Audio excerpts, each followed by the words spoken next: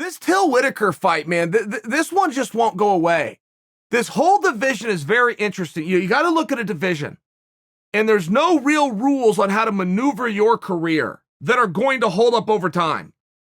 I mean, it's really marketing, right? You've got bleeding edge, cutting edge. You always have to go back to the George Foreman grill.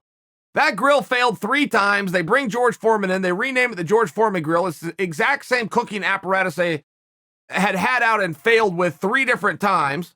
Something about George, the name George Foreman, it goes on to be one of the most successful ventures in the history of as seen on TV purchases.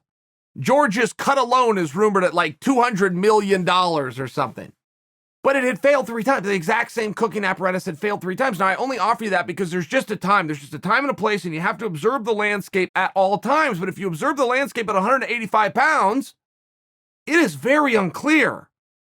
I mean, I'm going back a little bit, but you take your 2 top candidates, Weidman and Rockhold, and together, one day they just leave the division.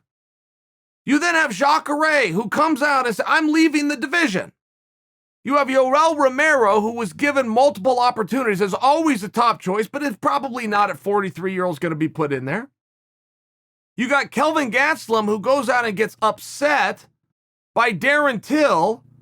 So now all of a sudden you got to look at Till, who is the only meaningful character within the division, within the top 5, who's undefeated in the division. Albeit it's 1-0, he's still undefeated. Then you got Costa sitting on the sidelines as Izzy upset and takes out Whittaker. So now Izzy's on top, waiting for Costa, but who's after that? Then all of a sudden you got this guy named Jack the Joker Hermason coming out of nowhere, lighting the world on fire. Oh, and by the way, Jared Cannoniers hurt his pec, but he's recovering. So you got a real mess right now. Now we're in a really weird situation. We're back-to-back weeks. We got feature matches within the division. Kelvin versus Jack. Move to this weekend, you got Till versus Whittaker. Well, look, history says if you get the jump on the former champion, you're now the guy to contend for a championship. I don't know that history's going to be wrong. I mean, if Till beats Whittaker, which is a very calculated risk by Till went after this fight. You'll never find an athlete in the history of time who's ever called out Robert Whittaker. Simply hasn't happened. Adesanya even didn't call out Whittaker. He becomes the interim champion and draws into Whittaker. I'm only sharing for you, Whittaker's a tough night out and nobody calls him out. Till saw something here. And I'm not completely convinced that he's seen something stylistically that he likes. I think he's seen an opportunity and he's a competitor who's willing to go for it.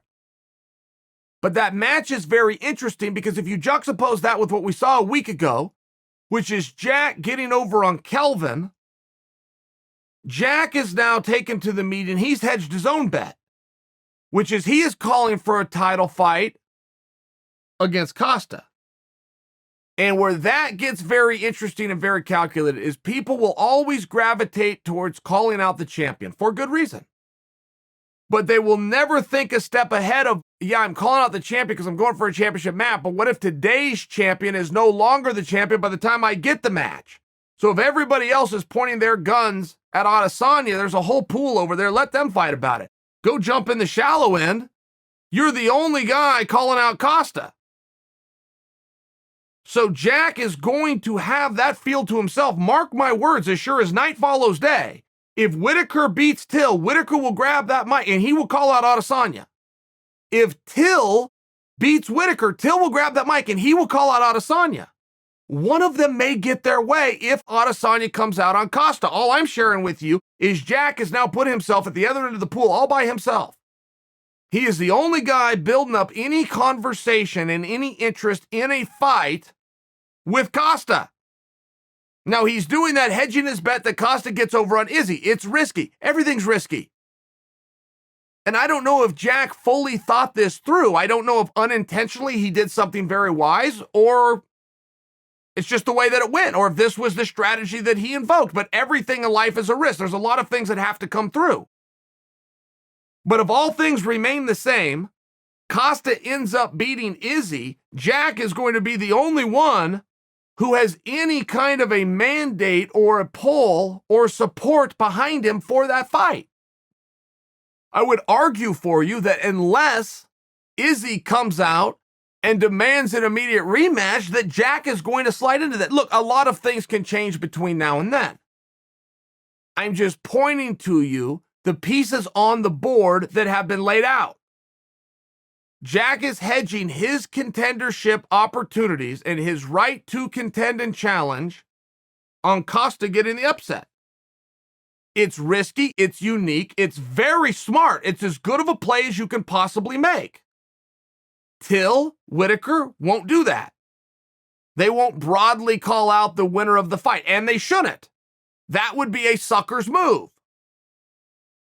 That title is a very meaningful thing for the athlete. The athlete wants to achieve that. I fully support that. That's a competitive mindset that I respect.